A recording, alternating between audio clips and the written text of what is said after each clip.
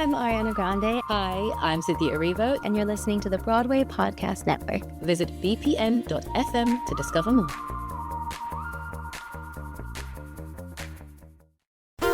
There's a cat over here. There's a cat over there. And the wrong one died. And the wrong one died.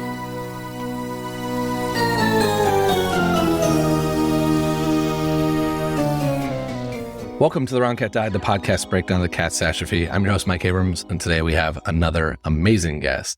You got a taste of their experience when I went to Washington, D.C. to film my 100th episode with the Cats Tour, but they are now going on tour in another Andrew Lloyd Webber show, Jesus Christ Superstar. So I'm excited to have even more fun and talk about their experience in Cats and their experience in this new show. So they were Skimbleshanks on the U.S. National Tour 6 of Cats. Welcome, John Zamborsky, and thank you for joining me. Hey, thank you so much for having me, Mike. I'm thrilled. I'm a big fan of the pod, so. I'm excited to have you back because thank you. We just scratched the surface with your entire cast. Like we kind of just, we got little pieces here and there, but we had a lot of people involved. So I'm excited to dig a little deeper. And then I love anytime we can bring another Andrew Lloyd Webber show into the Cats universe. So we will talk Jesus Christ Superstar and Cats and figure out all the fun that goes with that. Yeah, let's do it. Let's start at the beginning. What is your Cats introduction? So hear me out. I actually went on cats.wikia.com to find the exact date. I saw US Tour 5. Okay. I saw the evening show on November either 28th or 29th at the Peabody Auditorium. So that was 2007. So I was freshly 7 years old when I saw Cats. 7 years old. Okay, that was going to be my next question. Yeah, it was sensory overload. All I think I remember from it was the Conjuring turn from Mr. Mistopheles. Okay. So at this point, the only thing I remember. Like, were you dancing at this point? Like, were you already a little into this or no? I was put into dance when I was 7, so it would have been around that time.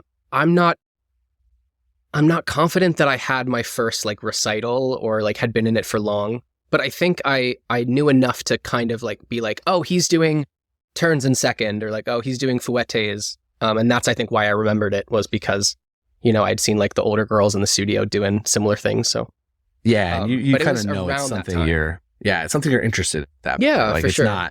It's not like it was the beginning of where you saw it and it's like, I got to go do this and sign up for Dance Next. You're already doing a little bit of it, and that's what's memorable. Do you remember the names when you were 7? Yeah, the crazy names when you were 7? I remembered, I think I only knew Macavity because of the song, and Mr. Mistopheles because of the song. Oh, and Rum Tum Tugger. Just the songs that they pretty much all sing their name. So it's I remember Mungo Jerry and Rumple Teaser. That was all I remembered from the first time I saw it. So I'm always curious, what resonates? Is it the dancing? Is it the junkyard? Is it the craziness of cats being around you? It was, and I'm sure this is common for a lot of people. Memory was, that is something that I knew in the context of the show, out of the context of the show. And also, I got from the merch booth, my grandma bought me one of the snow globes. Oh, cool. And it has Monk and maybe Demeter and Jemima, or one of those costume plots. And you twist it and it plays Memory. So Cats has always been very near and dear. Yeah, that's awesome. So did you have that aha moment of I need to do this, or were you still too young to even kind of grasp that this might be your future? I don't know. I'm in such a weird place with performing right now that I feel like I feel like at that age I had no clue that it would be something that I did. It definitely planted the seed of I could do this, but I think I was probably too young to understand any of the practicalities of it. But yeah, no, that makes sense. There's definitely that moment of this is my future, I'm doing, this is all I'm going to do. Or even I played sports growing up, there was I want to be on the stage. I want to play here. I do remember that moment for me when I was 13, but it was with Newsies instead of Cats. Okay. Yeah. But both heavy dance shows, so. Totally. Now, did you see it ever again before auditioning? Yes, I did. And I saw it in either 2016 or 2017 at the Neil Simon. So I saw so the version. Came to Broadway, the new version. Did you, at that point, I mean, at 7, it's probably hard, but did you notice the different choreographies? I don't think that I did. I noticed that this production, maybe it was just because seeing it in person, like some of the costume differences and stuff like that seemed like really vibrant and modern, which was cool. But I don't think that I noticed I don't think that it clicked in my head that Andy had worked on that one until a few years later. Okay. Yeah. So now you're seeing on Broadway, you're much more of an adult at this point. Yeah. Did you have kind of the same, I guess I'm asking this because this was my reaction, was just like, wow, what did I see? Yeah. But I didn't have the 7-year-old experience to like relate it to. So what was that feeling seeing it the second time of like, oh, wow, this show is what you remembered from 7 or different or more or less? I think it exceeded my expectations. I don't know. I feel like a lot of people, well, at least my perspective on Cats growing up was like, I don't really know what to make sense of it, but like, it was one of the longest running musicals. We respect it. Like I guess I didn't really think a whole lot about it. But I remember seeing it and like Jeremy was a standout. Loved his episode, by the way. Jeremy was a standout as Skimbleshanks. I think that's the first time that I became aware of that character existing. And then Ricky as Misto. I remember watching, because that was the only thing I remembered. So I remember watching that and being like, I don't remember it being this cool. He's popping and like you have like the new arrangements from the revival. And I was like, I don't remember this at all, but it was phenomenal. Yeah. Yeah, it was. Yeah, Jeremy is awesome. He's actually off in Frozen right now. And oh, that's so cool. In Indiana recently. That's which awesome. Was so fun to see because I'm like, oh, it's Skimbleshanks, but he's just so good at everything he does. And I remember being like, because like you're getting to that age where you could be one of those bodies on stage, and like at that point I knew like I want to do this, and so I was like, oh, that's like an older guy, like he's probably like he's not as young as like some of the younger people in the cast, but I remember seeing him and being like, oh, he's like he's definitely one of the older people in the ensemble. Or in the cast, and then he pops out this double Toron lair at the end, right before, like right in front of old dude, right before he brings all the kittens around, and I was just like jaw on the floor. Yeah. I was just like, where did that come from? And wow, that was just everything I could have hoped for out of his evening. The parallels to sports is so funny because it's like he's the older side of the tour, and it's like, he's like not old at all. Yeah, and we're like, oh my god, he's aging in this, in this dance show. But it's like the athletes who are 31 and they're already at the peak of their sports career. Yeah. So now bring me to getting the tour. So you land Skimbleshanks as the tour, the 6th tour. You're going out. Yeah, almost a year ago. Yeah, I actually knew some people from year 1. With theater, like you kind of know everyone or like at least follow them online, something like that. And I had a lot of friends that had told me about going in for the boot camp and all this stuff. And that seemed like the big show, especially because a lot of equity things weren't happening out of the pandemic. That seemed like the big show that every dancer wanted to be in. And so it was like huge. Like I remember being at like my little summer stock, like seeing like the casting announcement for the tour going out, and everyone was just losing their minds. But so that was kind of like the first time I had heard that the tour was going out. This would have been January of 2022. And I had just left school to start. I had moved to the city because I got like this job on Long Island. And I was like, I'm not like in class. Like I was part-time, just kind of finishing out the time in North Carolina. So I moved up to the city, and that allowed me to audition for a lot of things, including Cats.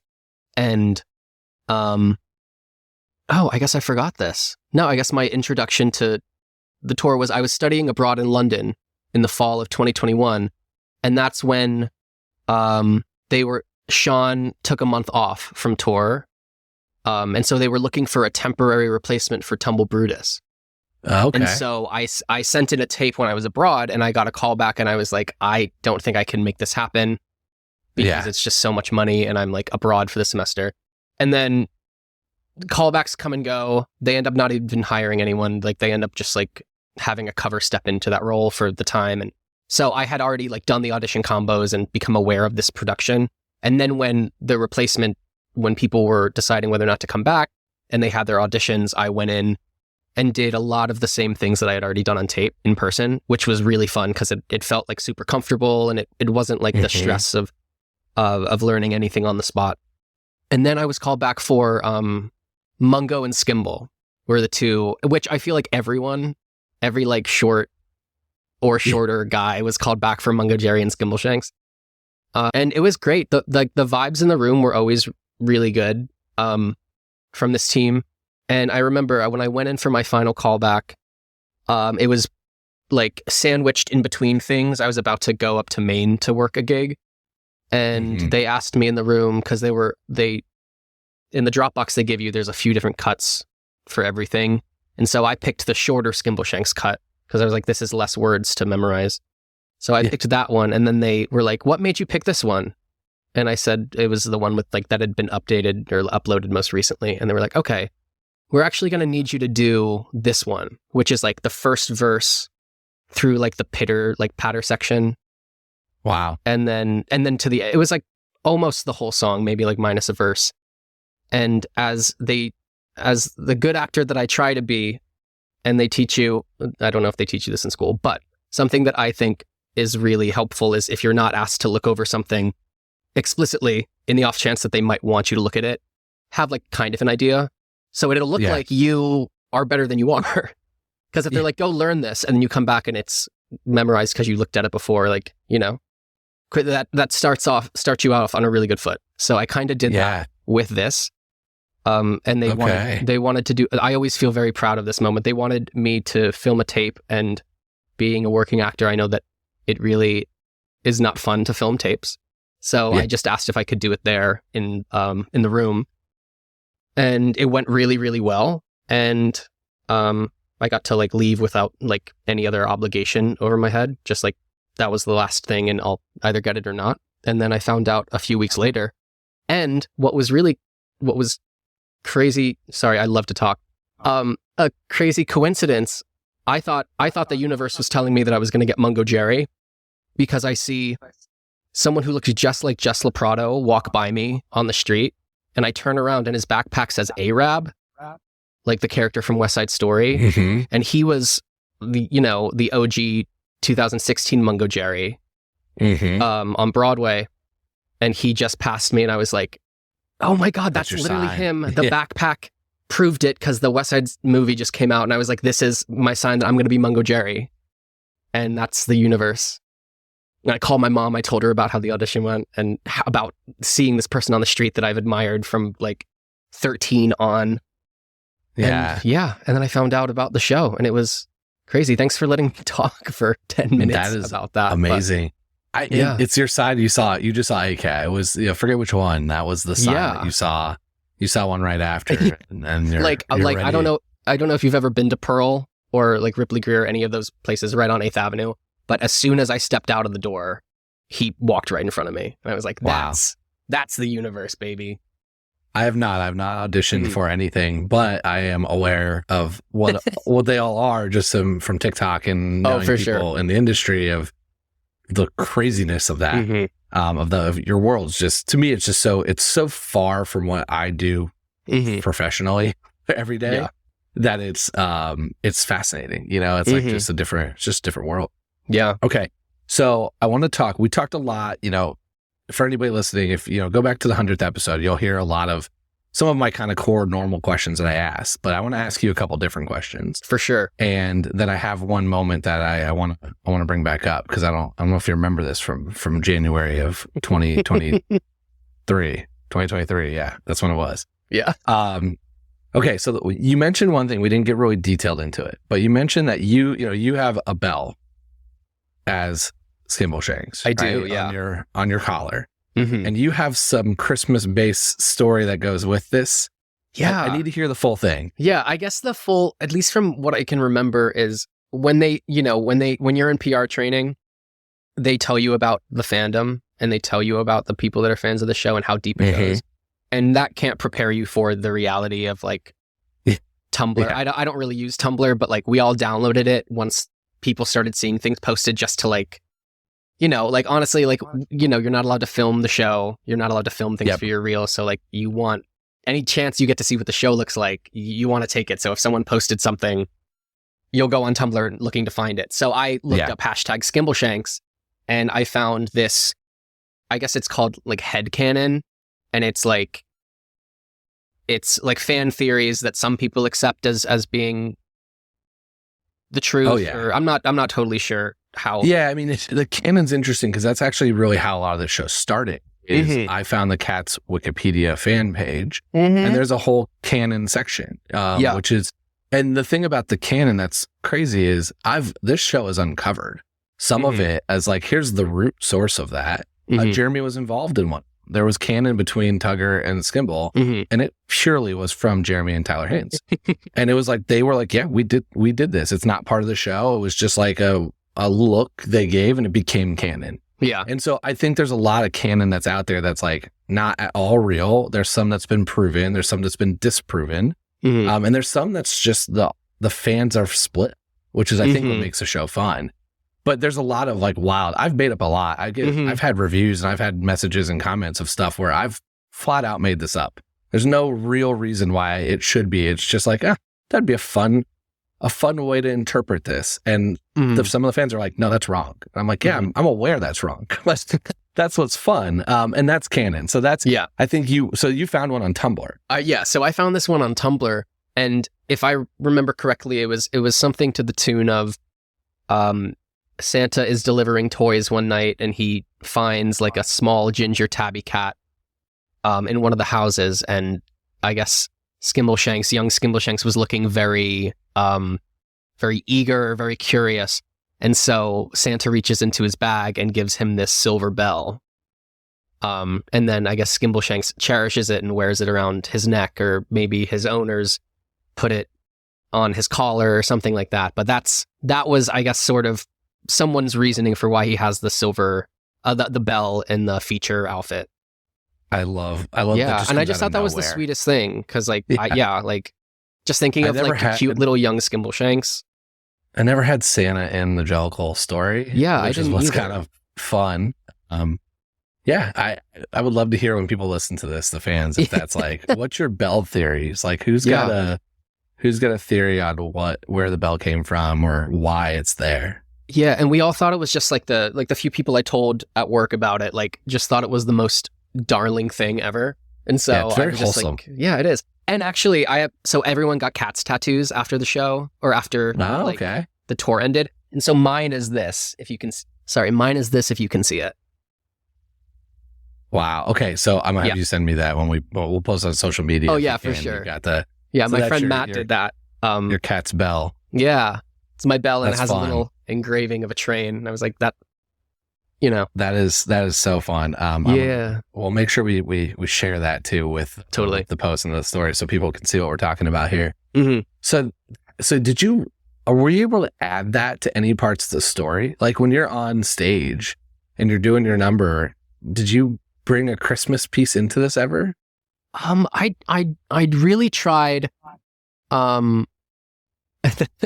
I tried that when you came in DC, because I remember that being one of the things you wanted us to think about, or you wanted me to think I really about. challenged you. Yeah, because you told me about it. And then there was also something, I think you compared like another character to Father Christmas or something like that. Peter. And so Peter. Peter. And so so there was like, I remember during naming of cats when we say Peter, I remember thinking like Mike told me to think about this, and I think that's as far as it went for me. All you I get. just like So had just a little giggle, and then the one performance I hope to have influenced in my entire time of doing this got your one Christmas version in. But okay. you remember what you said about the train light, about how you're like, don't point it. Yeah.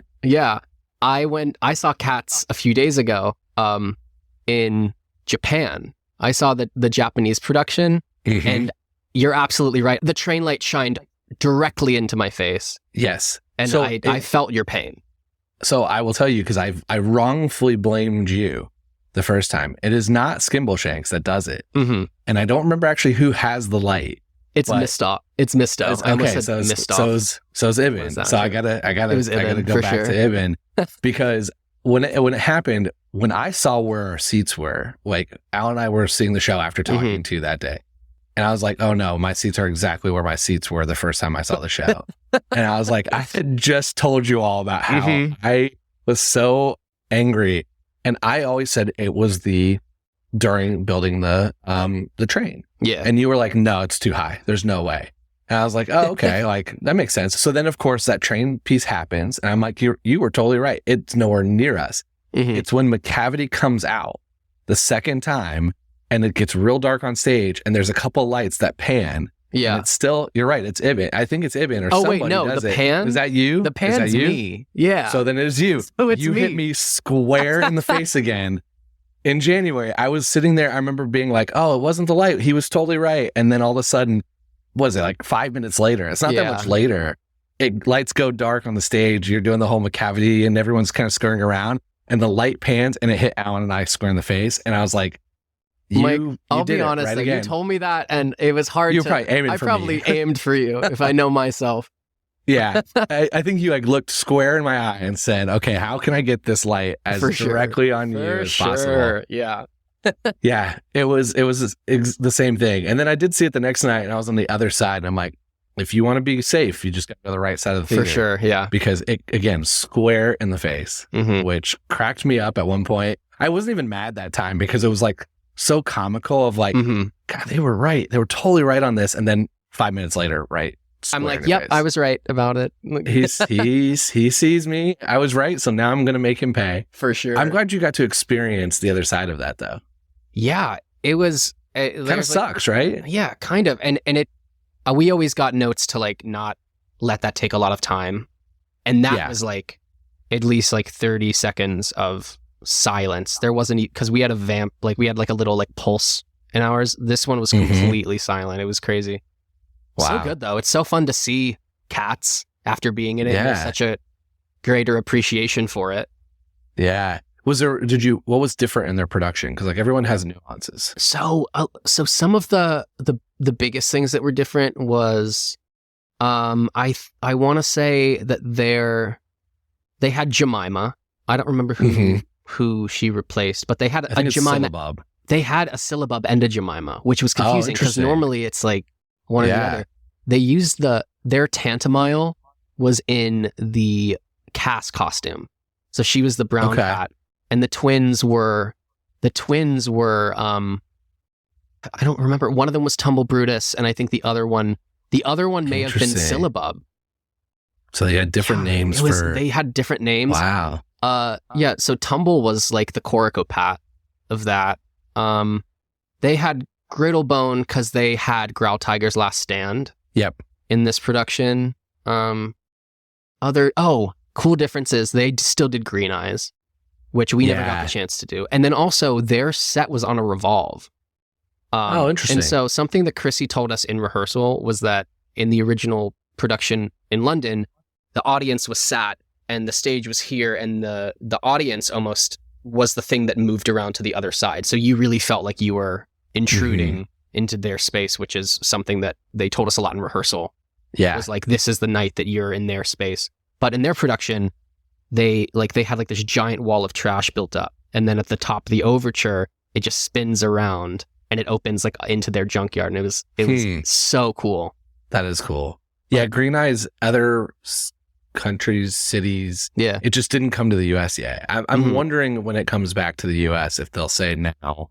I think with like a 50th anniversary, like when they have that, I think it'll be there. Yeah, because I heard the international tour, that tour, and then even, I forget where there was another one. There was another production going on. And they're like, yeah, we did Green Eyes. I'm like, oh, that's so fun. That's awesome. Yeah, then you get to scare people out in the audience to start the show. Yeah. I want to hear a few fun, memorable moments from tour. Because, I obviously got to experience DC, but you were all over the place. You ended in Hawaii. What do you remember? What were some of the funny moments from your tour? Ooh, I remember we had a few show stops Okay. It was always like for like tire issues or stuff like that. But one of them we had Alexis was our sub.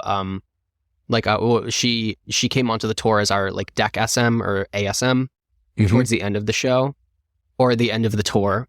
And I remember in Vancouver, we had Vancouver and then 2 weeks off, and then Hawaii was our last stop. The tires going up were already like, there's probably like 2 minutes of the show left, and we see her just walk on stage in front of. So I'm in the line closest to the audience for the whole tire lifting and for addressing, and I just remember she walked right in front of all of us and just like grabbed me and Rump and like started like brushing us like up stage of the drop down because they're like, we're about to do a show hold. And it was just so funny because it had probably only been like, she'd only been with us for like a month, and she just like walked out on stage and just like started corralling cats. And so that was really funny. That was certainly a memorable moment. Yeah. With the only 2 minutes left? Yeah. However long, right as we're sending. Yeah. So there's a dressing, right? Like there's just the very end. Yeah. At that point, just let Grisabella walk off. Yeah, I think the next day, I want to say like maybe we had a Plan B show where the tire didn't rise and Taylor just walked up the thing. Yeah, Taylor strolls to the heaviside layer. Yeah, just like a nice little jaunt to the heaviside layer. Yeah, it seems so common of like this, especially in tour, you just never know what you're gonna get in each theater. Absolutely, to get it all to work. I feel like that's probably like the hardest part is any of like the hydraulics or things like that going awry. But I also remember I one time I didn't like the tap shoe change in Gumby didn't always happen. Okay. Especially like whenever we'd like I halfway through the tour started getting the feet cut out of my unitard, so like that changed things. But like anyway, all that to say, I did the tap break of that like barefoot, like with my human foot out once. And everyone was like tapping, and then they would look over at my foot and be just like, "Oh Lord, the dogs are out."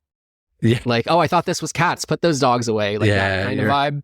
You're doing it. Yeah. Just no tap sound coming with it. Yeah. And then like maybe 2 times throughout the 200 and whatever shows that we did, we had like the Plan B skimble stairs where like you fall off the stairs and then you just do the pose on the ground. Yeah. That's those are probably the train. Like Did you ever have the train break? There was no, we never had the train break, but there was one night where it was backwards, so like the smokestack was facing the wrong way. That's always a funny thing that happens. One time, and this is Michelle Mish, who you mentioned that you're going to talk to soon. There was one night where where she had to like build the train, like the part that she's supposed to be handed. So in like all the cities you go to, you have like a local crew that joins and learns the show. And I think that there was like some miscommunication. So that set piece that's normally like held right off stage for her wasn't there.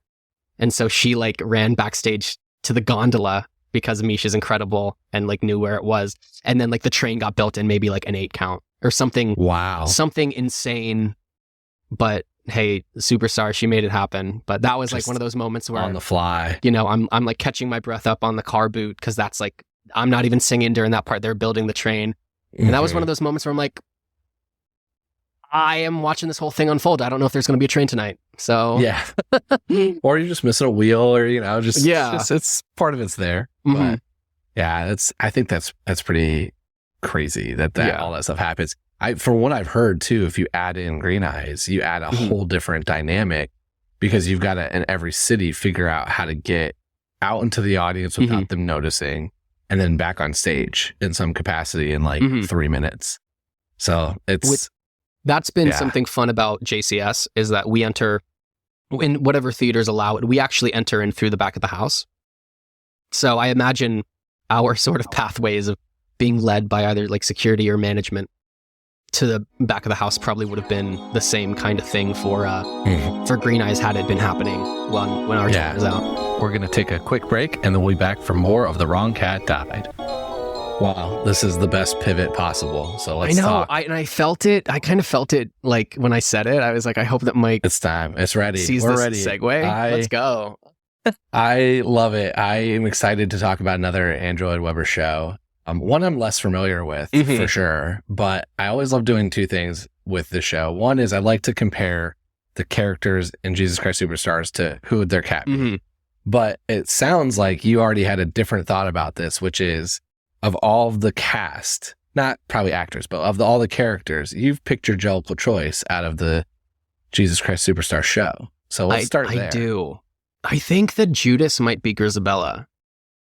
Okay. Because the whole show's like, I wouldn't say that it's told from Judas's perspective, but it's certainly told with him as a kind of like the protagonist in mind.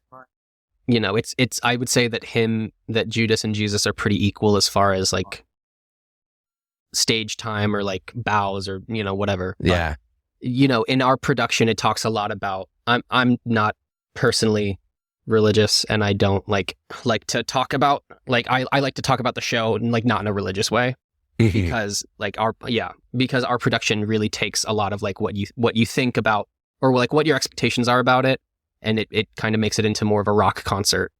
That's kind of what it feels like in general, though, right? Like it's been a long time since I've seen it. It doesn't feel as religious as it does centered around the story, but it's definitely a different vibe to begin with.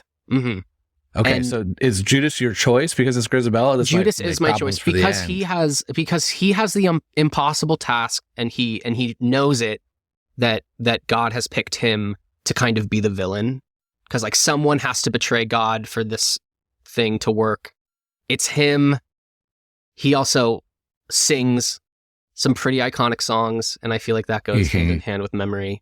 So yeah, I would, and you always leave, at least like me and my mom, we both love the show. We always talk about how bad we feel for Judas and how bad we feel for Pontius Pilate. But all that to segue into, I think Pontius Pilate is Rum Tum Tugger, because in our version, Pontius Pilate is he's like the older rock star. He's kind of like the Mick Jagger of, compared to like a younger pop star Jesus. And so for me, he's Tugger. He has like the leather jacket and the chest tat, and I feel like I had him purely because of the way Wikipedia describes him too, and this is where a lot of my data is coming from here. The good old Wikipedia read is that he foresees the events. Like, that was the way it was said, and so because of that only, I went Old Deuteronomy. Oh, yeah. But I think that you're gonna know this way better than I will. No, I think that is really good, because there's a song called Pilate's Dream where he talks about him having the dream of him condemning Jesus that happens later in the show. So I think that's also a great pick for Pilate.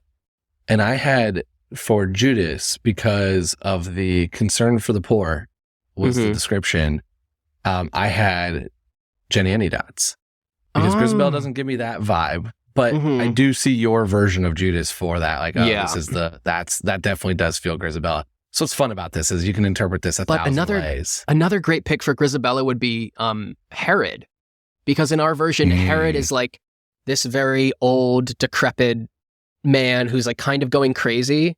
And like in the way that you see Grisabella and you're like, wow, that person's been through a lot. Their best days are maybe behind them, but they're still putting on the glamour cat kind of persona. I feel like Herod's a good pick for Grizz. Yeah. I wasn't sure where to put Grizz. I didn't actually place her. I was like, maybe Mary, but that seems too out of place. Mary was one I really struggled with where to pick for Mary. Yeah, what did you pick for Mary? I don't know if you have thoughts. I kind of like leaned towards Grizz, but it was more of like, I'm like, all right, I already placed Jenny. I was thinking about mom. Like, who's my mom's like characters? And I already placed Jenny. Grizz kind of does feel like mom vibe, but she left. And then I'm like, I don't know. It's not Bomb and Demeter. They don't kind of give that vibe. So I was starting to go down, and then everyone else gets really young. And so I'm like, maybe is it Cass? Like, it could be a little bit of Cass, but just doesn't fit very easily. To me, it's like, I think I always thought of, so like Mary Magdalene in our show, like that Jesus, like her relationship to Jesus is left like pretty ambiguous. Or left, you know, it doesn't really hint at any one thing. And so in my mind, if I think of like Jesus as monk, Yeah. which is I like kind of just where my head went. I did think of Demeter just like a little bit for Mary, because Mary is like the one person who can sort of calm down Jesus. Okay. And so they have they have love between them in, platonic, romantic, however you interpret it. So I guess like if Jesus is monk, I could see Demeter as Mary. Okay. Yeah. I had Jesus. I could see a little Tugger in Jesus too, just with the rock star definitely. vibe. But I think I could see Monk. Who else? Who are we missing? There's Peter. So I had Peter as Peter. See, I put Peter as like Pounce or Tumble Brutus, because I didn't think about the character at all. I just was like, we've got a Peter. I can bring Peter back into the fold. We like to clown on Peter a lot in the show. We like to say that he's just like kind of clueless at moments. So this is just but like he has a really good heart. Yeah. So I'm like, he's like a Tumble the Brutus. same. Yeah. Okay. Just has like the biggest heart, full of energy. So happy to be there. Who am I missing? Who else is left? Simon is I guess I could see I don't know. So Simon has a feature, and he's like urging Jesus and his followers to like take like a more like aggressive stance of like standing up for themselves and not be as passive, like to actually like fight with the Romans. And so I don't think that there's necessarily a song that like fits that bill in Cats. That's Krautiger. I know it might be right. That's what. Do you have a Skimble? I know. I don't think I do. No. Okay. Which stinks. But yeah, I guess nobody's keeping everybody in line and keeping everybody on time. You're all just rocking out. Mm-hmm.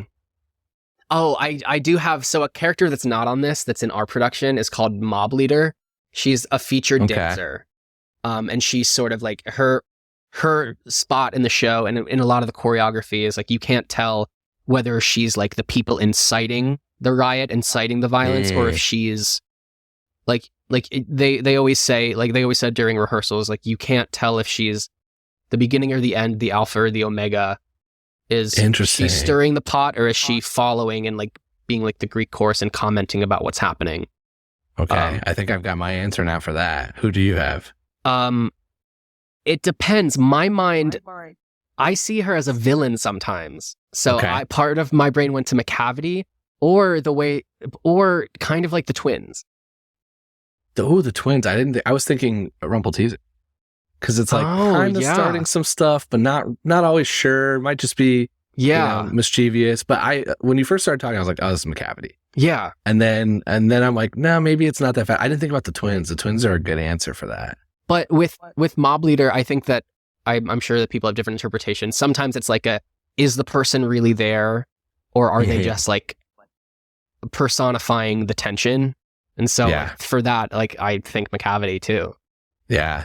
But no, this is so fun. I like haven't thought about most of these, so I'll have to think about like the high priest. Most people don't. I have no idea. Yeah, we can. If you have better ideas or you want like lay them out, we can share it when this episode comes out. Like here's our final answers. Yeah, the final cast list. We'll put that right on the bulletin board. Yeah, we'll have it there. I'm excited. You're going to be. This will come out in January, and so you'll be on tour when this is live, so people can see you all over the country, right?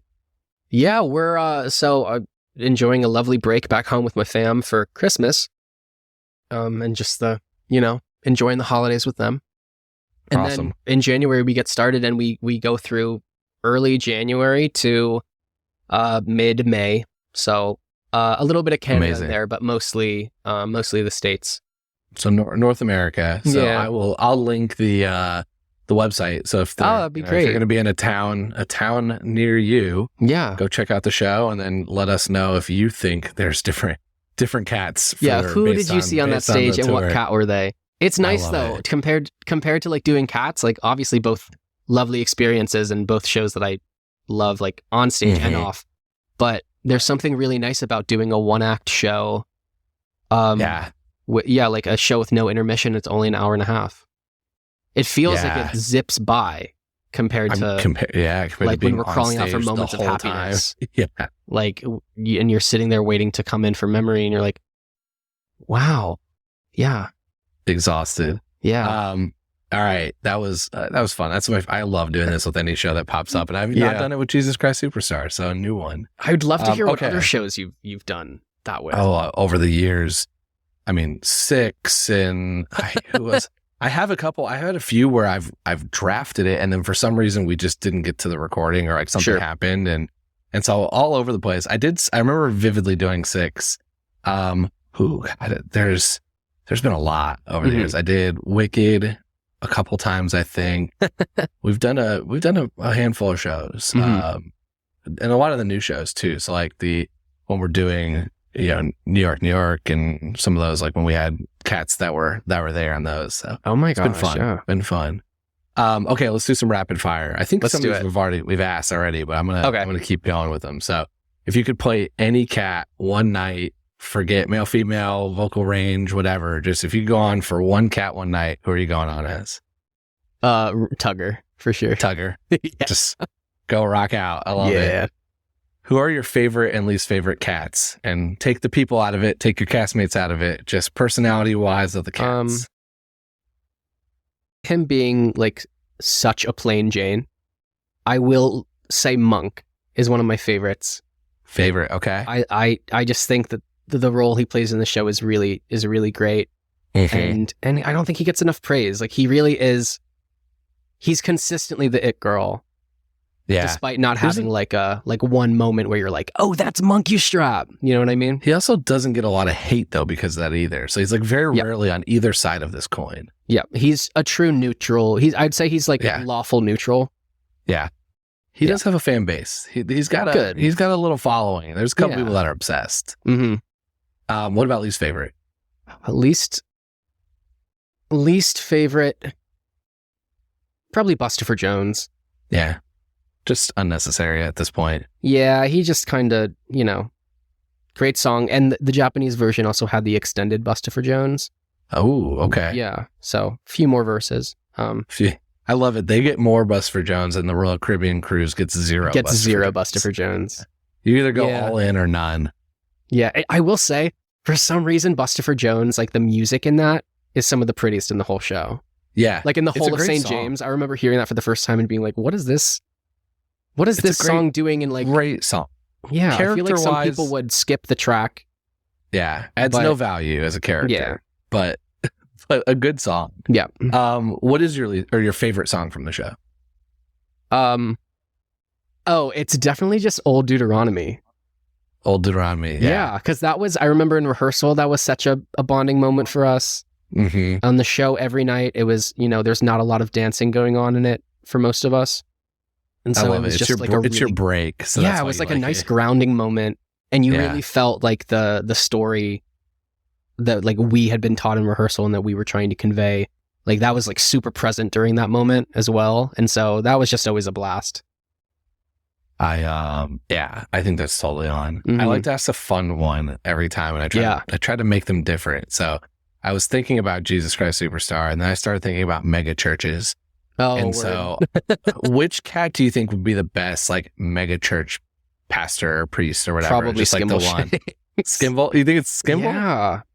I don't think kind of that... had an Old Deuteronomy vibe. Yeah.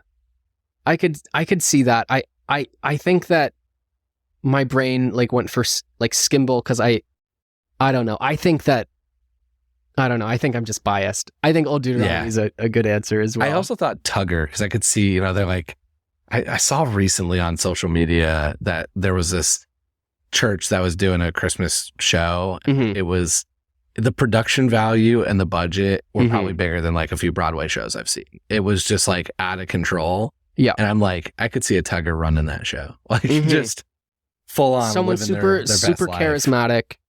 Yeah. Yeah. I think that makes sense. I love it. Okay. Important question. I know Yes. I asked you this already Yeah. once, but I want to hear, are you going to defend Grisabella or are you going to pick a different vocal choice? No way. I unfortunately will not be. Again, I will not be supporting Grisabella. I heard this on one of your episodes about, I can't remember his name, but the actor who played Gus on Broadway in the 2016. Christopher Gurr. Yes. Yeah. I remember Christopher saying that in his crafting, like when Gus doesn't get picked, he like crawls off stage and like just dies. Yeah. And I've just like, every time I think about Gus, I think about that. And I think about, you know, his crafting for that character. And I just think that we can just like, maybe like let Grisabella back in and be nice and see in what ways, you know, we can help reacclimating her back into the tribe and, you know, finding her role and her place again. And I don't necessarily think that she's I don't think that she is like needing especially in our production, like she's like in like this beautiful fur coat and like, you know, she is like, the postman said she better off being dead. But like Gus is 99, you know what I mean? Yeah. So I do think that it's like yes, we acknowledge Grisabella, we invite you back into our family, but then like the person who's like gonna crawl off stage and die should be it. So you're Team Gus. I'm Team Gus because it would have been Gus had she walked off the other side of the stage during the interval, would have been Gus. I agree. So, I agree. Yeah. I think Gurr tried to justify it, and I think this is purely for his own thing. Totally. But he said he didn't think that if he'd be reborn. He's like, this is it. So it's like, that's part of why he was like, I'm not doing this, because like I won't have another life. So I'm not the right choice. I just need to go die. So he was at life 9. Yeah, he was at life 9. And I was like, that's just you justifying Grisabella, because you have to like sell yourself on stage. And that is a good actor. Yeah, that's it. That's a good actor. Yes. But I'm like, no, I don't think I'm not there with Gus. I think Gus has another life. And I'm with you. I'm Team Gus. I think Grisabella's next year's choice. She'll have a great year with the fam. She'll have some holidays, some birthdays. And I bet even if she doesn't get the next year, I bet she's still going to be fine. Yeah, she's she's probably worthy next year. I'm not sure unless there's another person that's out there that we don't know about. You know, there's other Jellicles that we don't get introduced to. But yeah, I agree. I think she's got more years. You got to be a little revitalized by being welcomed back to your family. Definitely. I'm Team Gus with you. Yeah. I think I'm glad to get this. I've had a nice stretch of non-Gusses, and it's been a lot of Grisabellas recently. Oh my gosh. So we'll get back on the Gus train here and start to even that back out. Let's go. She's still about half the votes of the whole show. I mean, of all I've done. Yeah. I can actually tell you because I do keep track. Yes. So I have a running total, and she currently owns 44% of the votes. Wow. So she's close. She's getting up there. I don't know. Is she the biggest chunk? Oh yeah. Okay. It's 44% for her. It's 36% for Gus. Let's go. And then 5% for Old Deuteronomy, 3% for Macavity. Skimble's actually got 2%. Nice. And then everyone else has 1%. Who has a vote at least. Okay. And I do have, let's see here. I have 19 different votes. Wow. So there's a good amount of disruption in this 40 plus years of the show. Old Deuteronomy would be, because at first I thought Old Dude, I'm like, well, who delivers the male person's mail? Like that's what my brain thinks, like who's going to host, but I guess Monk would just step up. It's Monk's time, yeah. I think I'd be interested to see that. There's that argument's there for sure. Definitely. And I've heard a few other interesting ones, and I still want an Edwin Drew style audience vote. That would audience be so vote, cool. Different person each night. It will be so much fun to do that regionally. Like you can do it regionally so easily, and I'm ready. Although your stage, your tire doesn't go up half the time anyways. It sounds like so. No, I never said that. No, I know. Said that, but I hear every once in a while you got your challenges for sure. It's live theater, and that's what makes it fun. It is. Yeah. This has been so much fun. How can people stay in touch? We'll link the show for anybody who wants to see Jesus Christ Superstar, but how can people stay in touch with you? I'm pretty active on Instagram at IZamWhoIam. So it's just like I am who I am, but with a Z in front of the first am. Love it. came up with it in middle school, and it's stuck ever since. So It's still here. you can find me on Yeah. Insta, and that's about it. That's great. And I want to hear. So if you listen to this and you've got Bell theories Mm-hmm. or Jesus Christ Superstar theories, shoot them our way. I'm We're gonna ready try to go. Yeah, I'm gonna try to think if there's anything I can grab onto in JCS that like makes the worlds actually linked together, and we can just It's- make a multiverse. It's a stretch It in is a most of these things stretch. I've It is a done. hop, skip, it and is- a jump. Yeah. It is a little bit there. I mean, it's still Andrew Lloyd Webber. That's probably our one common. So there's probably some musical similarities. Mm-hmm. Just knowing he has a style for sure. Yeah. But yeah, the worlds are Cats and Jesus are definitely not the two I would have paired immediately together. Yeah. You probably would have better luck with JCS and Joseph. Yeah. But, yes. I did we're up Cats for and the Phantom. challenge. I forgot about I did Oh, Phantom. yeah? So that was another one that was hard to place Mhm. some of the people.